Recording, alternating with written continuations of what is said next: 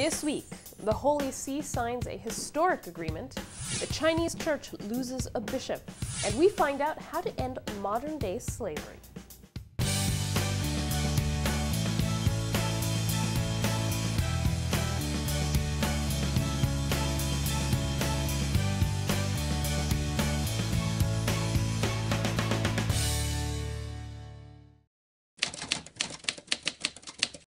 Hello and welcome to this edition of Vatican Connections. Now this week is the feast of St. Joseph. It's also the first anniversary of the inauguration of Pope Francis's Petrine ministry. Now, back in January, we brought you an interview with the Archbishop of Canterbury done by Vatican Radio, and in that interview, he said that he and Pope Francis shared concerns about many of the same issues. Now we know what one of those issues is. This week, the Vatican, the Anglican Church, and the Grand Imam of Al-Azhar signed a historic agreement with the Walk Free Foundation, creating the Global Freedom Network, which aims to help end modern-day slavery and trafficking. The initiative, we are told, came out of a conversation between Pope Francis and the Archbishop Justin Welby last June. That was followed up with a seminar on human trafficking at the Vatican hosted by the Pontifical Academy for Social Sciences, and will be followed up again with another session hosted by Cardinal Vincent Nichols. Now we'll be speaking to the policy director of the Walk Free Foundation later in the program. In China, Bishop Joseph Fan Zongliang of Shanghai died this week at the age of 92. He was president of the Chinese Bishops' Conference that was not recognized by the Chinese government. Local authorities in Shanghai authorized the faithful to pay their respects publicly after initially transporting his body to a state-approved building where funerals are celebrated. Authorities then allowed masses to be celebrated in that location, and since then, reportedly, there has been a non-stop stream of faithful paying their respects. Bishop Fan, like many other Chinese Catholic leaders, served in prison after he and other priests were arrested in 1955 during a government crackdown. From 1958 to 1978, Bishop Fan was imprisoned in Qinghai Province, where his job was to carry corpses in a cemetery, reported the Asian church portal UCA News. Anthony Lam Soo Chi of Holy Spirit Study Center in Hong Kong said bishops of the underground church would likely meet to suggest a successor to Pope Francis. Cardinal Robert Serra, head of Cor Unum, arrived in Guatemala on Wednesday to hand over 19 homes to locals who were left without anything after the natural disasters that hit the country in 2011. The money for the homes was donated by the Pope himself. The homes make up a housing complex, and the Cardinal will also inaugurate a chapel in that complex. To mark the first anniversary of the start of Pope Francis's Petrine ministry, Archbishop Georg Ganswein gave an interview to German television. In that interview, he said Pope Francis gave him a draft of his interview with Antonio Spadaro before it went to print, and asked the Pope Emeritus Benedict XVI to read it and send it back with his comments and thoughts. Archbishop Ganswein revealed that a few days later, the Pope Emeritus sent back a 4-page letter. This coincides with what Pope Francis told an Italian reporter last week, that he has sought Benedict XVI's advice over the last year.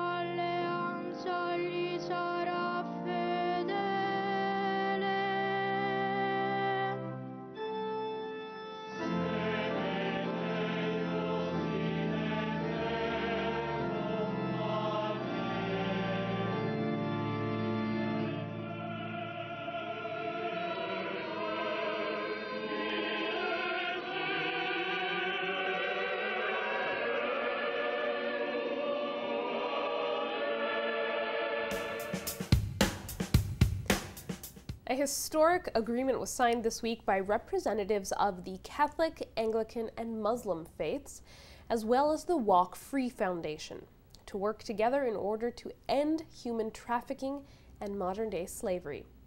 Gina Dafalia is the Policy and Research Manager for the Walk Free Foundation. She joins us from Perth, Australia, with more on this initiative. Gina, what is the Walk Free Foundation? I understand it was started by someone who was shocked to learn that his own company was connected to slavery.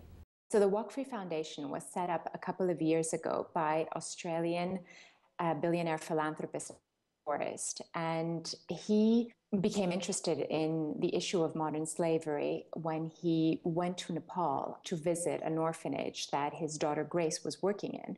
And when he visited with his wife, they realized that a lot of the children who had been in the orphanage were being sold and sexually exploited. That was obviously very distressing for him. He then went back to Australia. Back then, he was the CEO of one of the world's largest iron ore companies, and he decided that he needed to review his supply chains of his own company in case there was modern slavery in his supply chains.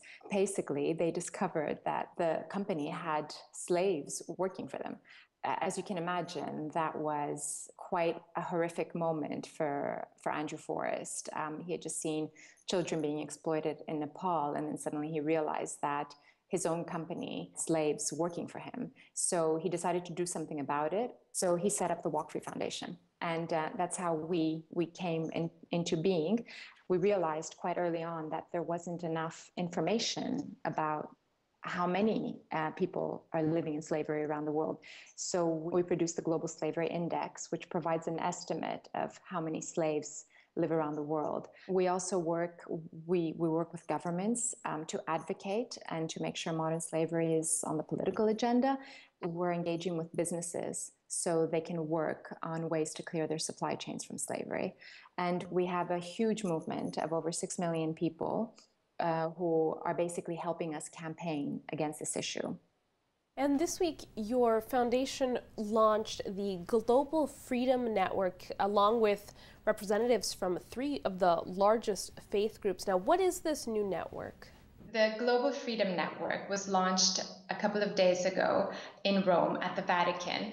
And for the first time in history, the global Christian and Islamic leadership are working actively together along with the Walk Free Foundation to end modern slavery forever. We see this as the first time these faith leaders are coming together to work together to join forces on one concrete area, and that is modern slavery. So Gina, why was it important to join forces with these 3 faiths? Their combined global influence and their combined reach of over 3 billion faithful is going to have an enormous impact in tackling this issue. So we're incredibly excited about this partnership, and we think it's going to make a huge impact.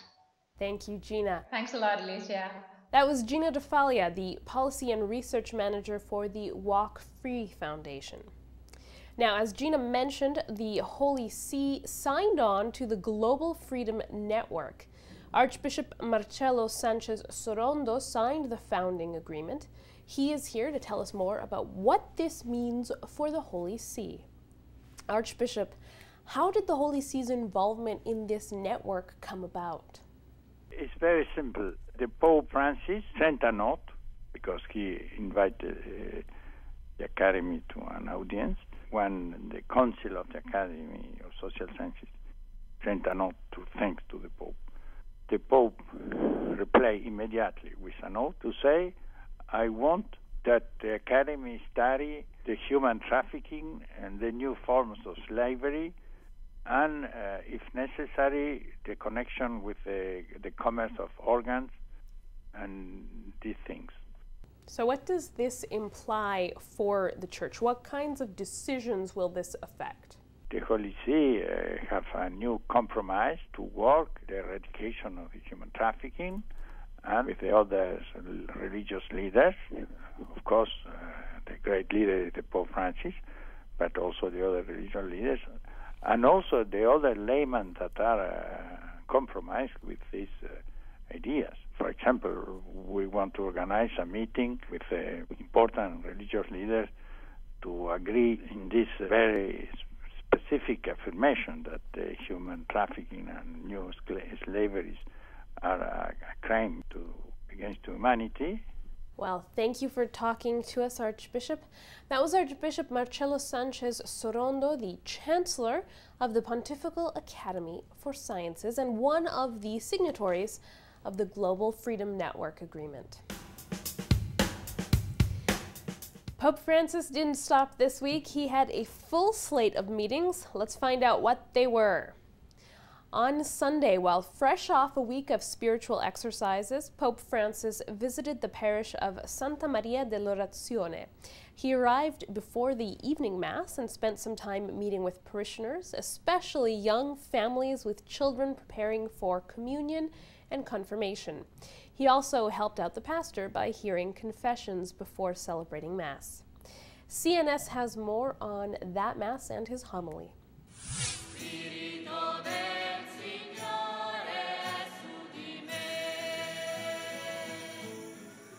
Sentire Gesù. E quella parola di Gesù ogni giorno entra nel nostro cuore e ci fa più forti nella fede. Anche vi suggerisco di avere un piccolo Evangelio, piccolino, per portare in tasca, nella borsa, e quando un po' di tempo, forse nel bus, quando si può, nel bus, perché tante volte nel bus dobbiamo essere un po' costretti di mantenere l'equilibrio e anche di difendere le tasche, no? È sempre...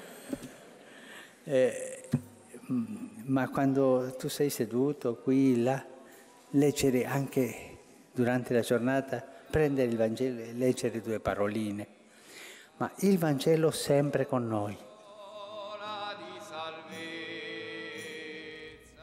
On Monday, Pope Francis met privately with Ukrainian Catholic Major Archbishop Sviatoslav Shevchuk. The information service of the Ukrainian Catholic Church said the Major Archbishop outlined for Pope Francis the current situation in the country and the role that churches have played in Ukraine in the last several months. Pope Francis assured him that the Holy See will work to help bring peace to the region and do whatever it can to avoid an escalation of the situation. While the Major Archbishop did not give interviews after that meeting, it was understood that among the topics discussed was the situation of priests ministering in Crimea. Last week, a Ukrainian Catholic priest was taken from his parish and released several hours later after being questioned about allegations that he had organized anti-Russia protests. On Tuesday, Pope Francis had lunch and a long private meeting with Argentine President Cristina Kirchner. She made her visit to commemorate the first anniversary of his election as Pope and the beginning of his ministry. The president presented Pope Francis with several books about Argentina's bicentenary, a commemorative thermos, which most Argentines carry around with them to make mate on the go, and a painting of Saint Rose of Lima, which, according to President Kirchner, was painted using Malbec wine. Pope Francis gave the president a copy of his apostolic exhortation Evangelii Gaudium and a bronze statue of José de San Martín, the general who led the fledgling nation during the Wars of Independence from Spain. He is revered in Argentina as the country's liberator. After the gift exchange, Pope Francis and Cristina Kirchner moved to the dining room for a private lunch without any entourage. That lunch lasted 2.5 hours. The Vatican did not release details of what was discussed. President Kirchner did speak to the press corps traveling with her. She insisted that the Pope did not speak specifically about political affairs in Argentina, but in general terms about the whole region. She did say that he asked her to relay to her fellow Latin American leaders the need to remain open to dialogue in order to end the situation in Venezuela. On Wednesday, Pope Francis held his weekly general audience. It was also the feast of St. Joseph, and in Europe, it was Father's Day. CNS has more.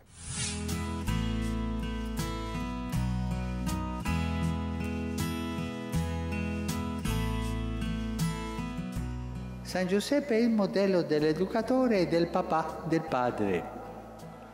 Affido dunque alla sua protezione tutti i genitori, i sacerdoti che sono padri, e coloro che hanno un compito educativo nella Chiesa e nella società.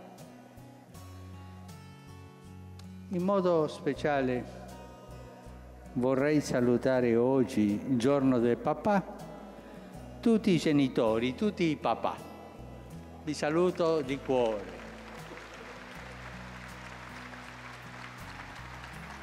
Vediamo, ci sono alcuni papà in piazza? Alzatevi la mano, i papà. Ma quanti papà? Auguri, auguri nel vostro giorno.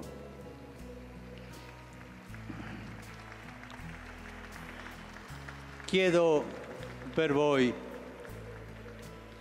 la grazia di essere sempre molto vicini ai vostri figli, lasciandoli crescere, ma vicini, Loro hanno bisogno di voi, della vostra presenza, della vostra vicinanza, del vostro amore. Siate per loro come San Giuseppe, custodi della loro crescita in età, sapienza e grazia. This week, Pope Francis also met with the 3 bishops of East Timor on their Ad Limina visit, and he was scheduled to lead a prayer service for the innocent victims of mafia crime. As for reports that actor Russell Crowe was supposed to meet the Pope and have a screening of his movie Noah, the Vatican said no such meeting was ever in the books, and there is no screening of the film scheduled. However, the actor did attend the general audience this week. There were a few nominations and resignations this week, mostly nominations. The Archdiocese of Birmingham, England has a new auxiliary. The Oratorian priest, Father Robert Byrne, has been named auxiliary. Until now, he has been the National Ecumenical Officer for the Bishops' Conference of England and Wales. The Archdiocese of Zamboanga in the Philippines has a new bishop, Romulo de la Cruz. Until now, Bishop de la Cruz was leading the Diocese of Quindapawan. The Archdiocese has been vacant for a year, and it is located on Mindanao in an area that has seen violence, kidnapping, and general conflict driven by fundamentalist Islamic groups living in the area. In 1992, a priest of the Pontifical Missionary Institute was killed there, and in 2007, another priest from the same congregation was kidnapped, though later he was released. So the choice of bishop was a delicate one. Pope Francis created a new diocese in Nigeria and nominated its first ever bishop. Some territory will be taken from the Archdiocese of Jos to create the Diocese of Pankshin. Leading the diocese will be Father Michael Gobal Gokam. Until now, he has been the administrator of Our Lady Queen of Nigeria Cathedral in Abuja. The new diocese has over 2.5 million inhabitants, but just over 500,000 Catholics being served by 62 parishes. Vatican Connections is interactive. Send us your questions or comments by Facebook, Twitter, email, or post. Via email, send comments to info@saltandlighttv.org, and by post, send letters to 114 Richmond Street East, Toronto, Ontario, N5C 1P1, Canada.